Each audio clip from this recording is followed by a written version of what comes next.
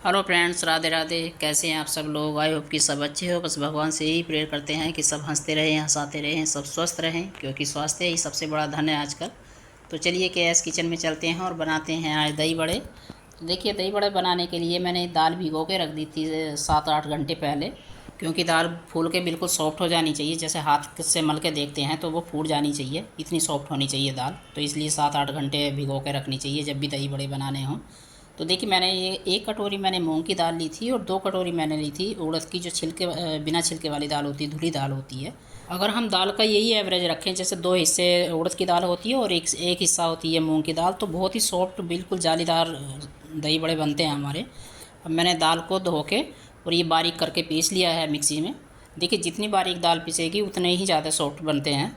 और पीस के एक सीक्रेट होता है इसका कि कम से कम हमें 10 मिनट इसको बड़े बर्तन में डाल के, जैसे परात में डाल के, और 10 मिनट इसको फेंटना होता है एक ही साइड को।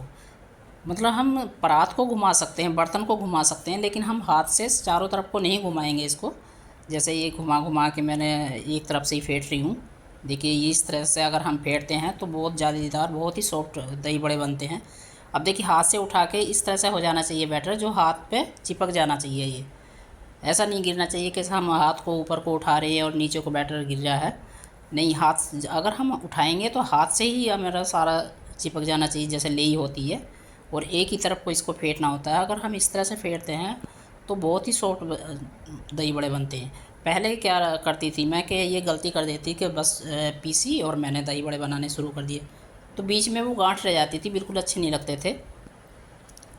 लेकिन मैं अब इसी तरह से बनाती हूँ बहुत दिनों से। अब देखिए, एक पहचान और है, बाउल में पानी लेना है और 1-2 ड्रॉप इसकी डाल देनी है।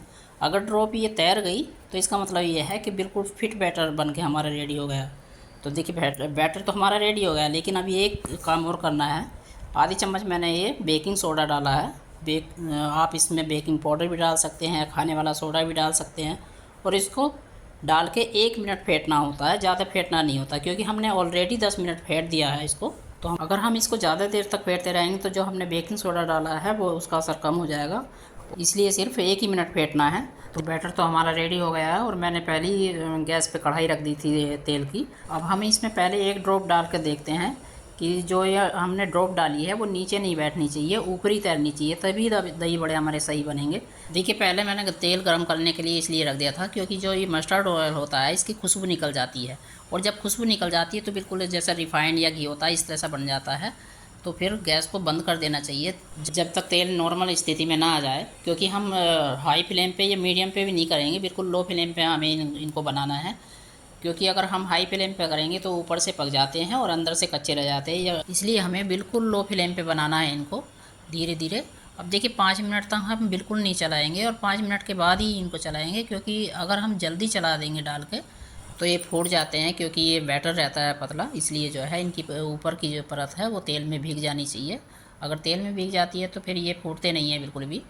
और वैसे तो बैटर हमने फेंटा ही इतना है कि कैसे भी उल्टी सीधे हिसाब से बनाते हैं तब भी जालीदार बनेंगे। आप बिल्कुल आंख बंद करके भी इस तरह से बनाएंगे तब भी बहुत ही सॉफ्ट दही बड़े बनेंगे।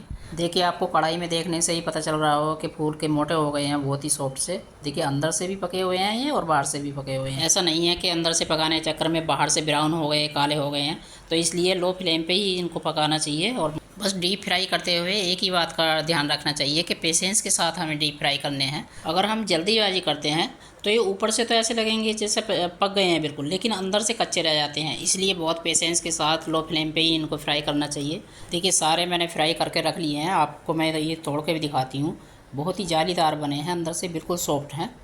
अब एक बड़ा सा भगोना लेना है जिसमें काफ़ी सारा पानी आना चाहिए, क्योंकि जब भिगो के रखते हैं तो काफ़ी अब्जॉर्ब कर लेते हैं पानी।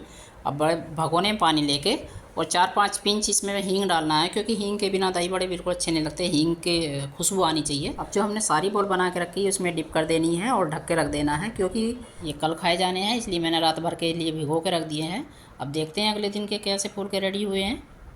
देखिए रात भर भीगे रहे हैं तो फूल के मोटे मोटे हो गए हैं, बहुत ही सॉफ्ट से, और इनका कलर भी वाइट हो गया है। देखिए फोड़ते हुए बिल्कुल सॉफ्ट हो गए, जालीदार। तो चलिए सुंदर सी प्लेट लगाते हैं। जब दही बड़े की खाने के लिए प्लेट रेडी करते हैं तो जो बड़े हैं हमारे, ये निचोड़ के रखने चाहिए, क्योंकि जब काफ़ी समय पानी में रखे रहते हैं तो इनमें पानी भर जाता है, इसलिए निचोड़ के रखने चाहिए। अगर निचोड़ेंगे नहीं तो ये फीके फीके लगेंगे। देखिए मैंने निचोड़ के ही प्लेट लगाई है इसमें। और ऊपर से जब हम दही डालते हैं तो दही फेंटी हुई होनी चाहिए, तभी अच्छे लगते हैं। ये मीठी सौट डाल दी है, ये भी मैंने घर पे ही बनाई, सारी चीज़ें होममेड हैं। ऊपर से डाल देनी है ग्रीन चटनी, क्योंकि जब तक सौट और ग्रीन चटनी ना हो तो दही बड़े अच्छे नहीं लगते हैं बिल्कुल भी। अब चटपटा बनाने के लिए थोड़ी सी नमक और मिर्च डाल देनी है, चाट मसाला जीरा डाल के प्लेट हमारी रेडी हो गई है। तो चलिए, अगर आपको ये रेसिपी पसंद आती है तो आप लाइक कीजिए, शेयर कीजिए, और आप ज़रूर बना कर देखिए इस तरीके से। पक्का आपके दही बड़े बहुत सॉफ्ट और जालीदार बनेंगे। मिलते हैं अगली वीडियो में, तब तक आप भी खुश रहिए और औरों को भी रखिए।